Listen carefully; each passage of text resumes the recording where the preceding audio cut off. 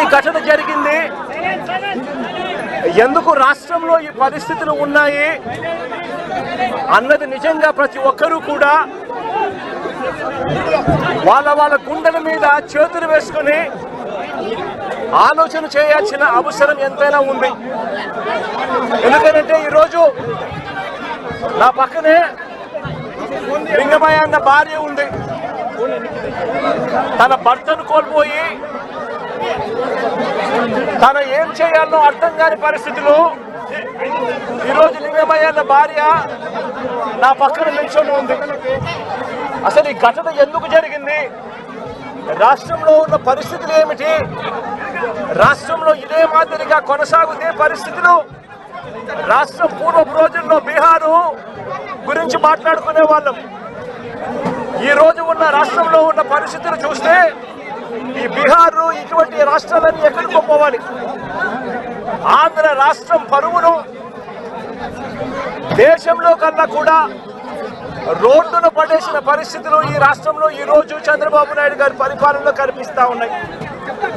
నేను అడుగుతా ఉన్నా, ఇదే పెద్ద మనిషి చంద్రబాబు నాయుడు గారిని అడుగుతా ఉన్నా, రాష్ట్రంలో ఇంత దిగజారిన రాజకీయ పరిస్థితులు, దిగజారిన లా అండ్ ఆర్డర్ పరిస్థితులు, రెడ్ బుక్ పరిపాలన ఎందుకు కొనసాగనిస్తా ఉన్నారు అని చెప్పి నేను అడుగుతా ఉన్నా. ఇదే రాష్ట్రంలో మొన్నటికి మొన్న 57 చోట్ల ఎన్నికలు జరిగాయి.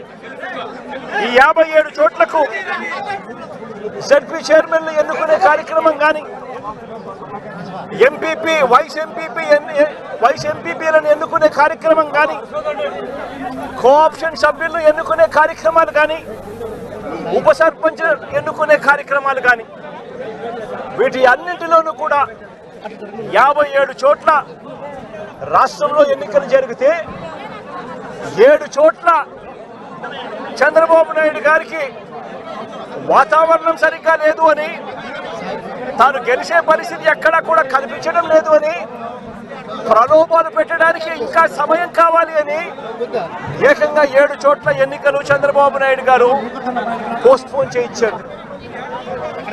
మరో 50 చోట్ల ఎన్నికలు అనివార్య పరిస్థితుల్లో, ఇక జరగక తప్పని పరిస్థితిలో, అంటే చంద్రబాబు నాయుడు గారు ఎంత భయపెట్టినా ఎంత ప్రలోభాలు పెట్టినా కూడా ఎవరు కూడా లొంగని పరిస్థితి కనిపించిన నేపథ్యంలో ఎన్నికలు జరపక తప్పని పరిస్థితిలో జరపాల్సి వచ్చింది. నేను అడుగుతా ఉన్నా, ఈ 50 చోట్ల ఎన్నికలు జరిగితే ఏకంగా 39 చోట్ల వైఎస్ఆర్సీపీ గెలిచింది. నేను అడుగుతా ఉన్నా ఇదే పెద్ద మంత్రి చంద్రబాబు నాయుడు గారిని, ఈ 57 చోట్లైనా కూడా చంద్రబాబు నాయుడు గారికి బలం లేదు. గెలిచిన వాళ్ళంతా వైఎస్ఆర్సీపీ సభ్యులు, వైఎస్ఆర్సీపీ బీఫామ్ మీద గెలిచిన సభ్యులు, వైఎస్ఆర్సీపీ టికెట్ మీద గెలిచిన సభ్యులు, వైఎస్ఆర్సీపీ ఫ్యాన్ గుర్తు మీద గెలిచిన సభ్యులు. మరి ఇలాంటి చోట చంద్రబాబు నాయుడు గారికి బలం లేదని తెలిసి ఎందుకు చంద్రబాబు నాయుడు గారు హింసను ప్రోత్సహిస్తూ, ప్రలోభాలను ప్రోత్సహిస్తూ, భయపెట్టిస్తూ, పోలీసులను తన దగ్గర పనిచేసే వాచ్మెన్ల కన్నా హీనంగా కూడా వాడుకుంటూ ఎందుకు చంద్రబాబు నాయుడు గారు ఇంత దిగజారిన రాజకీయాలు ఎందుకు చేస్తా ఉన్నారు చంద్రబాబు నాయుడు గారిని అడుగుతా ఉన్నా. ముఖ్యమంత్రి స్థానంలో ఉన్న వ్యక్తి ఏమవుతుందండి ఒక చోట ఎంపీపీ పదవి పోతే, ఏమవుతుందండి ఒక చోట జడ్పీ చైర్మన్ పదవి పోతే, ఏమవుతుందండి ఒక చోట ఉప సర్పంచ్ పదవి పోతే. నేను అడుగుతా ఉన్నా ఇదే పెద్ద మనిషి చంద్రబాబు నాయుడు గారి, ముఖ్యమంత్రి కాబట్టి, అధికారంలో ఆయన ఉన్నాడు కాబట్టి, రాష్ట్రంలో ఏ పదవైనా కూడా తనకు బలం లేకపోయినా కూడా, తనకు సంఖ్యాబలం లేకపోయినా కూడా, తాను ముఖ్యమంత్రి అన్న అహంకారంతో ఏ పదవైనా కూడా నాకే కావాలి, ఏ పదవైనా కూడా నేను దౌర్జన్యం చేస్తాను అని చెప్పి లా అండ్ ఆర్డర్ను పూర్తిగా నాశనం చేసిన పరిస్థితుల మధ్య ఈరోజు రాష్ట్రంలో పరిపాలన సాగుతూ ఉంది. ఇదే పెద్ద మనిషి చంద్రబాబు నాయుడు గారిని అడుగుతా ఉన్నా, ఇదే రామగిరిలో ఇదే మండలంలో ఎంపీపీ ఎన్నికకు సంబంధించి ఎంపీపీ ఎన్నికకు సంబంధించి నోటిఫికేషన్ ఇచ్చారు. 10 మంది ఎంపీటీసీ సభ్యులకు గాను ఇక్కడ వైఎస్ఆర్సీపీ 9 మందిని గెలిచింది. 9 ఎంపీటీసీలు వైఎస్ఆర్సీపీ అయితే కేవలం ఒకే ఒక్క చోట తెలుగుదేశం పార్టీ గెలిచిన పరిస్థితులు.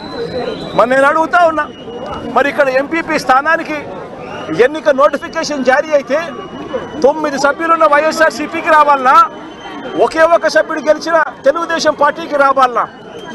మరి ఎందుకు చంద్రబాబు నాయుడు గారు ఈ మాదిరిగా ప్రతి చోట కూడా వాళ్ళ ఎమ్మెల్యేలను రెచ్చగొడతా ఉన్నారు, ప్రతి చోట కూడా అప్పుడు స్థానిక ప్రజాప్రతినిధులను రెచ్చగొడతా ఉన్నాడు, పోలీసులను దుర్వినియోగం చేస్తూ ఉన్నారు. చేసి చివరికి ఏం జరిగింది? ఇక్కడ 9 మంది ఇక్కడ వైఎస్ఆర్సీపీకి సంబంధించిన సభ్యులు ఉంటే చంద్రబాబు నాయుడు గారు ప్రలోభాలు పెట్టే కార్యక్రమం, చంద్రబాబు నాయుడు గారు భయపెట్టే కార్యక్రమాలు జరుగుతూ ఉన్న నేపథ్యంలో వీళ్ళంతా కూడా కోర్టుకు వెళ్ళి కోర్టుల నుంచి వీళ్ళంతా కూడా మాకు ప్రాణహాని ఉంది, ఎంపీపీ ఎలక్షన్లలో మేము పార్టిసిపేట్ చేయాలి అని అంటే మాకు ఇబ్బందికర పరిస్థితులు ఉన్నాయి అని చెప్తే కోర్టు అక్షింతలు వేసి పోలీస్ ప్రొటెక్షన్తో ఈ ఎన్నిక జరిపించండి అని చెప్పి కోర్టు ఆదేశాలు ఇస్తే, కోర్టు ఆదేశాలతో 8 మంది కోర్టు ఆదేశాలతో ఎంపీటీసీలను తీసుకొని వస్తూ ఉంటే మధ్యలో పోలీసులు ప్రొటెక్షన్ తీసుకొని పోలీస్ ప్రొటెక్షన్తో వీళ్ళంతా కూడా ఇక్కడికి వచ్చి ఓటు వేయాల్సిన పరిస్థితుల్లో పోలీసులు ఏం చేశారు? తీసుకొని వచ్చి వీళ్ళందరినీ కూడా మధ్యలో రామగిరి ఎస్ఐ సుధాకర్, ఈ రామగిరి ఎస్ఐ మధ్యలో ఈ సుధాకర్ అనేవాడు వీళ్ళ కాన్వాయ్లోకి ఎక్కి ఈ ప్రయాణం చేస్తా ఉన్న ఎంపీటీసీ వీళ్ళందరితో కూడా వీడియో కాల్ ఆయన ఫోన్ నుంచి సాక్షాత్తు ఇక్కడ ఎమ్మెల్యే కొడుకు వీళ్ళతో వీడియో కాల్ చేయిస్తాడు, మాట్లాడిస్తాడు. చేసేటప్పుడు భారతమ్మ అని చెప్పి ఒక ఎంపీటీసీ సభ్యురాలు ఉంటే ఆ ఎంపీటీసీ సభ్యురాలకు సంబంధించిన అమ్మా నాన్న వాళ్ళిద్దరిని వాళ్ళ దగ్గర పెట్టుకొని ఆ వీడియో కాల్లో వాళ్ళ అమ్మా నాన్నను కూడా చూపించి, నువ్వు కనుక ఓటు వేయకపోతే మీ అమ్మా నాన్న వాళ్ళు ఇంటికి కూడా రారు అని చెప్పి వీడియో కాల్లో ఏకంగా బెదిరించే కార్యక్రమం జరిగింది. ఆ పాప కన్నీరు మున్నీరు ఏడుస్తూ బాధపడుతూ ప్రకాశం చెప్పిన పరిస్థితులు. ఇలాంటి పరిస్థితిలో ఒక ఎస్ఐగా ఉన్న వ్యక్తి తాను చేసిన పని ఏమిటి? తాను కాన్వాయ్లోకి తాను సెలవు మీద ఉన్నాడట ఎస్ఐ, తాను మామూలుగా పోకూడదట. అలాంటి రామగిరి ఎస్ఐ ఎంటర్ అయ్యి వీడియో కాల్ పెట్టి వీళ్ళందరినీ కూడా భయపడించి ప్రలోభాలు పెట్టి చేసే కార్యక్రమాలు చేశారు. తీరా చూస్తే ప్రలోభాలకు వీళ్ళు ఎక్కడా కూడా లొంగని పరిస్థితి ఎప్పుడైతే కనిపించిందో అప్పుడు ఇక ఎన్నికకు ఎంపీడీఓ కార్యాలయానికి తీసుకొని పోయి ఎన్నిక జరిగించే కార్యక్రమానికి ఫుల్ స్టాప్ పెట్టించేసి టైం అయిపోయి చేసేట్టుగా చేసి ఎన్నిక లాస్ట్కు కోరం లేదని చెప్పి ఎన్నికను పోస్ట్పోన్ చేసే కార్యక్రమం చేసిన తర్వాత ఇదే ఎస్ఐ వీళ్ళను పెనుగొండకు తీసుకొని పోతాడు. పక్క కాన్స్టిట్యున్సీలో ఉన్న పెనుగొండకు. అక్కడ ఎంఆర్ఓ కార్యాలయంలో తీసుకొని పోయి ఎంపీటీసీను బైండ్ ఓవర్ చేస్తూ అక్కడ తెలుగుదేశం పార్టీకి సంబంధించిన నాయకులందరినీ కూడా అక్కడికి రమ్మని చెప్పి చెప్తాడు. అదే సమయంలో అక్కడికి వెళ్ళి ప్రకాష్, మా ఉషమ్మ వీళ్ళిద్దరూ పెనుగొండ నియోజకవర్గంలో ఏం జరుగుతూ ఉంది అని చెప్పి వీళ్ళిద్దరూ అక్కడికి వెళ్ళి మా పార్టీకి సంబంధించిన అంటే ఈయన తనకు సంబంధించిన ఎంపీటీసీలు, మా పార్టీకి సంబంధించిన ఎంపీటీసీలు మీరు నిర్బంధిస్తే ఆ ఎంపీటీసీలకు మద్దతుగా వీళ్ళు అక్కడికి వెళ్ళి ఆ ఎంపీటీసీలను వీళ్ళు తీసుకొచ్చుకునే కార్యక్రమాలు చేస్తే వీళ్ళిద్దరి మీద కేసులు. నేను అడుగుతా ఉన్నా, ఏం తప్పు చేసినారని చెప్పి వీళ్ళిద్దరి మీద కేసులు పెడతా ఉన్నారు. వీళ్ళేమైనా తెలుగుదేశం పార్టీకి సంబంధించిన ఎంపీటీసీలను ఏమన్నా తీసుకొస్తే కార్యక్రమానికి చేస్తున్నారా? లేదే మా పార్టీకి సంబంధించిన ఎంపీటీసీలను సాక్షాత్తు పోలీసుల సమక్షంలో పోలీస్ అధికారే తెలుగుదేశం పార్టీ నాయకులతో కలిసి మా పార్టీకి సంబంధించిన ఎంపీటీసీలను కిడ్నాప్ చేసే కార్యక్రమం ఒకవైపున జరుగుతూ ఉంటే అడ్డుకునేందుకు వీళ్ళు అక్కడికి వెళ్ళి ధర్నా చేసి ఎంపీటీసీలు తీసుకొచ్చుకునే కార్యక్రమం వీళ్ళు చేస్తే వీళ్ళ మీద కేసులు పెడతారు. మరోవైపున ఇటువంటి ఘటనలలో మండలంలో, ఇటువంటి రామగిరి మండలంలో ఇటువంటిది జరగకోకుండా మళ్ళీ ఉప ఎన్నికలు మళ్ళీ పిలుస్తారు, మళ్ళీ నోటిఫికేషన్ మళ్ళీ పిలుస్తారు. పిలిచినప్పుడు తెలుగుదేశం పార్టీకి మద్దతు లేదు కాబట్టి, వాళ్ళు ఎలాగో గెలవరు కాబట్టి దాన్ని హుందాగా వదిలేయాల్సింది పోయి ఇటువంటి ఘటనలు మళ్ళీ ఇటువంటి ఘటనలు పునరావృతం చేసే విధంగా రామగిరి మండలంలో భయం క్రియేట్ చేసేదానికోసం ఈ మండలానికి సంబంధించిన ఒక ఇంపార్టెంట్ నాయకుడిని 27వ తారీఖున అటాక్ చేశారు. ఇదే ఊర్లో 28వ తారీఖున మళ్ళీ అదే ఇంటిని అటాక్ చేశారు. జయచంద్రారెడ్డిని అటాక్ చేస్తే ఇదే జయచంద్రారెడ్డి, ఇదే కురువ లింగమయ్యన్న వీళ్ళందరూ కూడా దాన్ని అడ్డుకొని పోలీసులకు వెళ్ళి కంప్లైంట్ చేశారు. ఎందుకు మమ్మల్ని అటాక్ చేస్తూ ఉన్నారు, మండలంలో భయాందోళన క్రియేట్ చేసేందుకోసం అని చెప్పి మళ్ళీ ఈ ఎన్నిక జరిగితే ఈ ఎన్నికల్లో మళ్ళీ వైఎస్ఆర్సీపీ ఎంపీటీసీలను భయపెట్టాలనే ఉద్దేశంతో, భయానికి గురి చేయాలనే ఉద్దేశంతో అటాక్ చేసే కార్యక్రమం జరుగుతూ ఉంది. దీన్ని అరికట్టండి అని చెప్పి పోలీసులకు వెళ్తే పోలీసులకు ఘటనకు సంబంధించిన కంప్లైంట్ ఇచ్చినా కూడా పోలీసులు కనీసం పట్టించుకున్న పాపాన పోలేదు. 28వ తారీఖున మళ్ళీ 28వ తారీఖున మళ్ళీ ఇదే మాదిరిగా జరిగించిన తర్వాత మార్చి 30వ తారీఖున కురుబ లింగమయ్యన్న కొడుకు బైక్లో తాను పోతా ఉంటే, బైక్లో పోయేటప్పుడు వాళ్ళ ఇళ్ళ ద్వారా పోయే కార్యక్రమం జరుగుతూ ఉంటే బైకును అడ్డగించి లింగమయ్య కొడుకును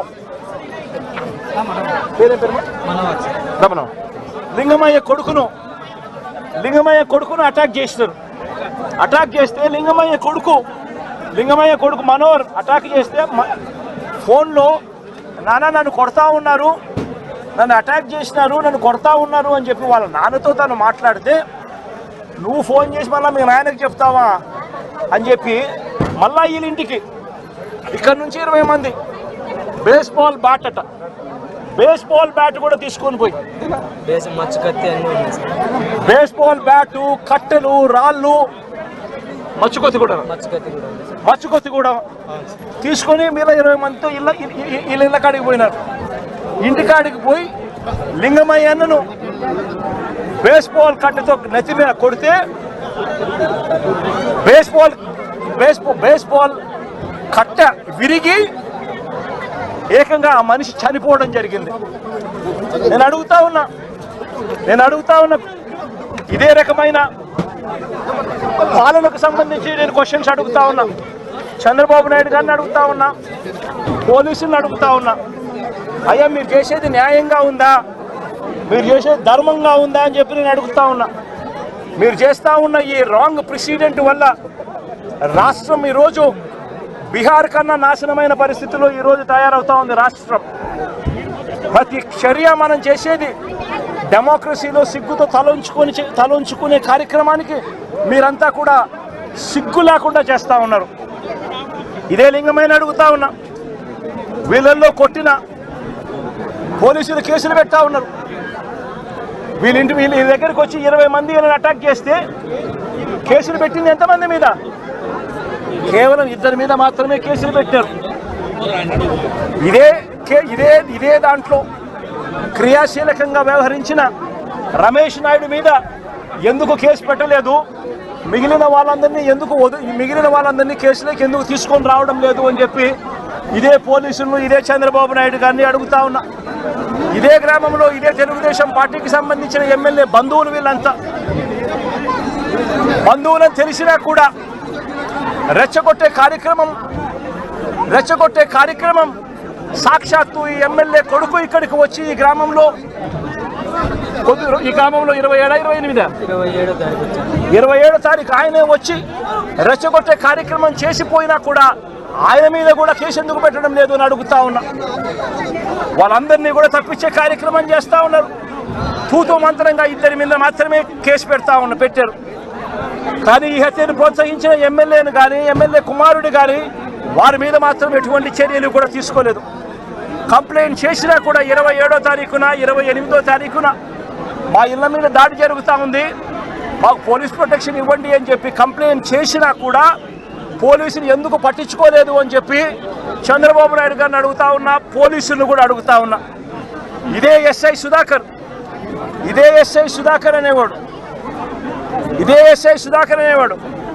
వీడియో కాల్స్తో ప్రతి ఎంపీటీసీలని కూడా తానే ప్రలోభాలు పెడుతూ తన ఫోన్లో నుంచి వీడియో కాల్స్తో వాళ్ళతో ఫోన్లో మాట్లాడించి తానే క్రియాశీలకంగా ఇదే రామగిరి మండలానికి సంబంధించిన ఎస్ఐ కేసు పెట్టినా కూడా యాక్షన్ తీసుకోకుండా తానే ఇవన్నీ చేస్తూ ఉంటే ఎందుకు ఆ ఎస్ఐ మీద యాక్షన్ తీసుకోవడం లేదు, ఎందుకు ఆ ఎస్ఐ ఫోన్ రికార్డ్స్ను ఎందుకు పరిగణలోకి తీసుకోవడం లేదు అని చెప్పి కూడా గట్టిగా అడుగుతా ఉన్నా.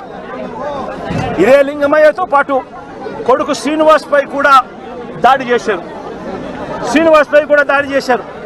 కానీ ఆశ్చర్యం ఏమిటంటే లింగమయ్య కొడుకు నుంచి కాకుండా వాళ్ళు కంప్లైంట్ రాసుకునింది ఎవరితో తెలుసా? వాళ్ళంతకు వాళ్ళే ఒక పేపర్ మీద సంతకం రాసుకొని వచ్చి పోలీసులు చదువు రాదని చెప్పి లింగమయ్య అన్న భార్యతో ఏలుముద్ర బలవంతంగా చేయించుకున్నారు. ఇది న్యాయమేనా అని అడుగుతా ఉన్నా. లింగమయ్య అన్న భార్య చదువు రాదని కొడుకు పక్కన ఉన్నాడు, దాడిలో ఆయన కూడా గాయపడ్డాడు, చదువుకున్నాడు, కానీ ఆయనతో స్టేట్మెంట్ తీసుకోరు. స్టేట్మెంట్ తీసుకునేది పోలీసులే రాస్తారు. లింగమయ్య అన్న భార్యతో ఏలుముద్ర తీసుకుంటాడు. ఎందుకు ఆయన చదువు రాదు, భయపడిచ్చి పెట్టకపోతే సంతకం ఏలుముద్ర వేయకపోతే ఏమన్నారమ్మా? సంతకం పెట్టాలి. ఎట్టి పరిస్థితుల్లో పెట్టకుండా పోతే ప్రసక్తే లేదు, ఖచ్చితంగా పెట్టాలని చెప్పి ఆమెతో ఏలుముద్ర తీసుకుంటారు. వీళ్ళు ఏం రాసుకున్నారో ఆమెకు తెలీదు, ఏం స్టేట్మెంట్ ఉందో దాంట్లో తెలీదు, ఎవడు చెప్పడు. కానీ కొడుకు ఇచ్చే స్టేట్మెంట్ మాత్రం తీసుకునే కార్యక్రమం మాత్రం చేయరు. ఇదే లింగమయ్యను చంపాలనే ఉద్దేశంతో బేస్బాల్ బ్యాటుతో మరి ఇక్కడికి వచ్చి బేస్బాల్ బ్యాటుతో తల మీద కొట్టి చంపిన నేపథ్యంలో ఎక్కడ కూడా పోలీసులు నమోదు చేసిన కేసుల్లో ఎక్కడా కూడా బేస్బాల్ బ్యాట్ ఉందని, బేస్బాల్ బ్యాట్తో కొట్టారని చెప్పి ఎక్కడా రాయరు. ఏంది చిన్న కర్రలతో గొడవ జరిగిందని, ఆ దొమ్మిలో ఏదో జరిగిపోయిందని వక్రీకరించే ప్రయత్నమే జరుగుతూ ఉంది. ఇక్కడ ఆశ్చర్యకరమైన విషయం ఏమిటంటే పోలీసులు విచారించిన 8 మందిలో 5 మంది మాత్రమే లింగమయ్య కుటుంబకులు.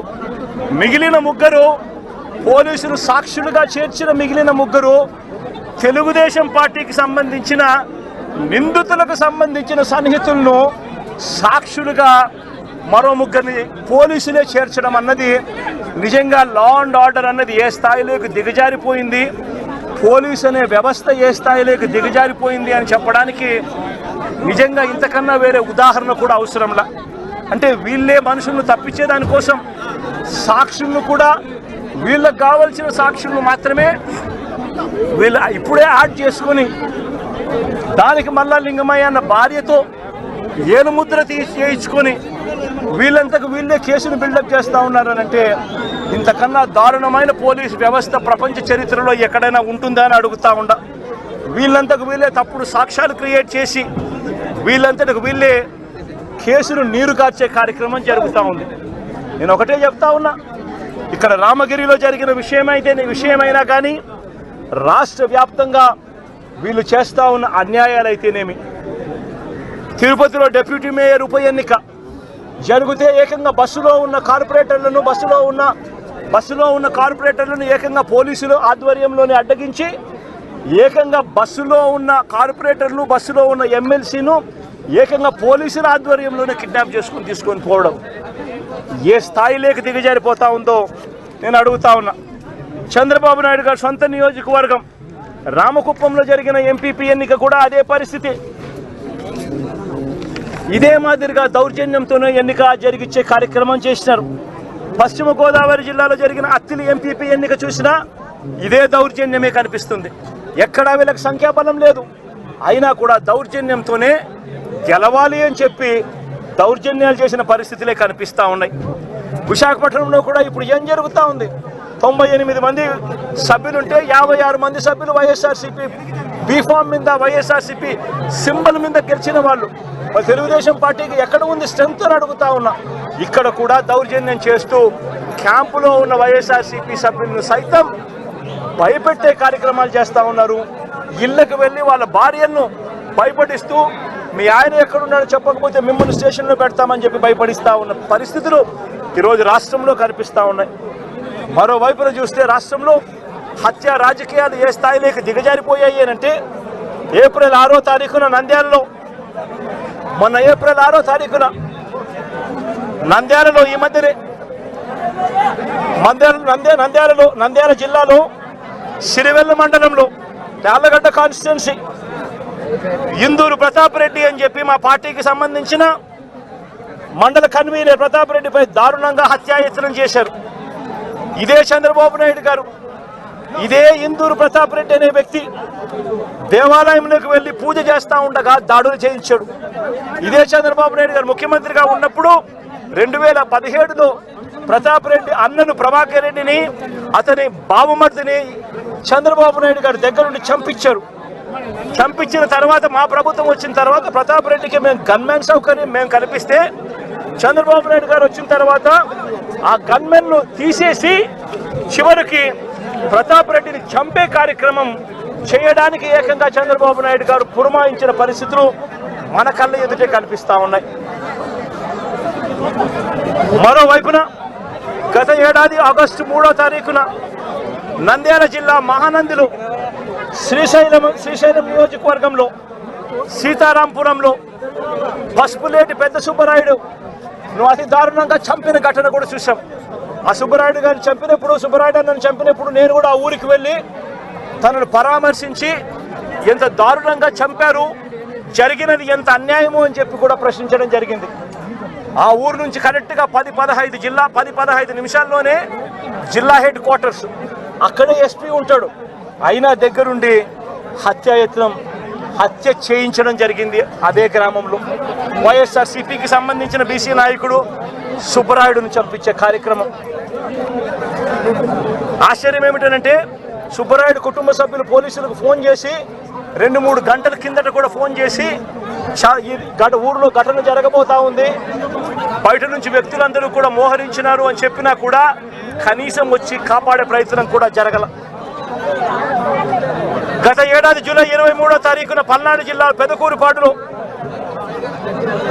కొసూరులో వైఎస్ఆర్సీపీ నాయకుడు ఈద సాంబిరెడ్డిని కూడా ఇనుప రాడ్లతో దారి కాచి రోడ్డులో కారు ఆపి కొట్టి చనిపోయాడని చెప్పి వదిలేసి వెళ్ళిపోయిన ఘటన.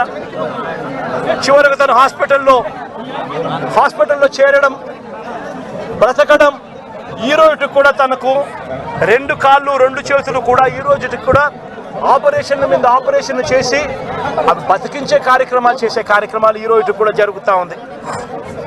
పల్నాడు జిల్లా వినుకొండలో గత ఏడాది జూలై 17వ తారీఖున వైఎస్ఆర్సీపీకి చెందిన రషీద్ అనే యువకుడిని దారుణంగా నరికి చంపిన పరిస్థితులు మన కళ్ళ ఎదుటే కూడా కనిపించాయి.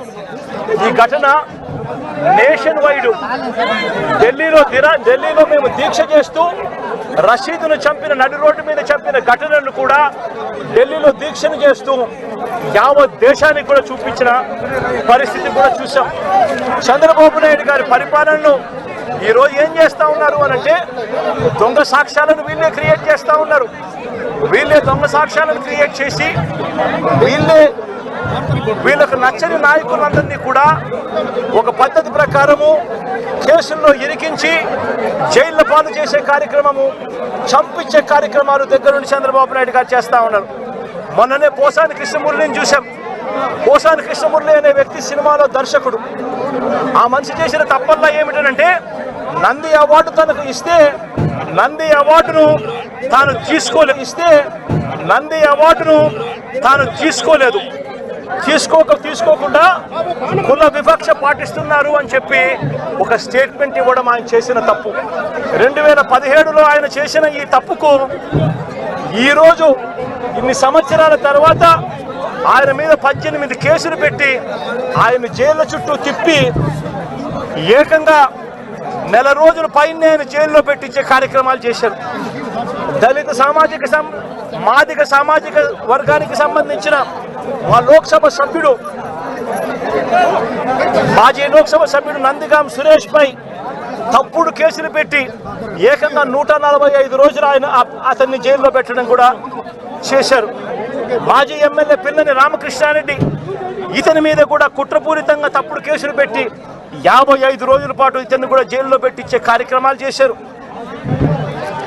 దాడులు చేసేది టీడీపీ వాళ్ళైతే జైల్లో పెట్టింది మా వాళ్ళను, వైఎస్ఆర్సీపీకి సంబంధించిన వాళ్ళను జైల్లో పెడతా ఉన్నారు. పోలీసులు క్రియాశీలక పాత్ర పోషిస్తూ ఉన్నారు.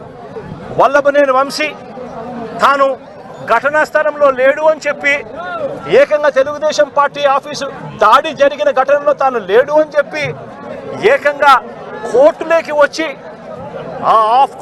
వచ్చి తెలుగుదేశం పార్టీకి సంబంధించిన వ్యక్తి పనిచేస్తా ఉన్న వ్యక్తి కోర్టు 18 సార్లు ఆయనకు వాయిదాలు పిలిస్తే 18వ తారీఖు రాని తప్పని పరిస్థితిలో పోలీసులే తనను ప్రవేశపెడితే కోర్టు ముందర తానే వంశీ అనేవాడు అక్కడ లేడు అని చెప్పిన తర్వాత కూడా వంశీని అదే కేసులో ఇరికిచ్చి అదే కేసులో వంశీని ఇబ్బంది పెడుతూ ఇప్పటికి 50 రోజుల నుంచి వంశీని కూడా జైల్లో పెట్టించే కార్యక్రమాలు చేశారు. ఇలా రాష్ట్రం మొత్తం మీద రెడ్ బుక్ పరిపాలన సాగిస్తా ఉన్నారు. ఇదే చంద్రబాబు నాయుడు గారిని అడుగుతానా, అయ్యా చంద్రబాబు, ప్రజల్లో ఏదైనా కూడా మంచి పేరు తెచ్చుకొని రాజకీయాలు చేయడం నేర్చుకోండి. మీరు సూపర్ 6 ఎందుకు అమలు చేయడం లేదు అని చెప్పి ఈరోజు ప్రజలు గట్టిగా నిలదీస్తూ ఉన్నారు. సూపర్ 7 హామీలను ఎందుకు అమలు చేయడం లేదు అని ప్రజలు మిమ్మల్ని గట్టిగా ప్రశ్నిస్తూ ఉన్నారు.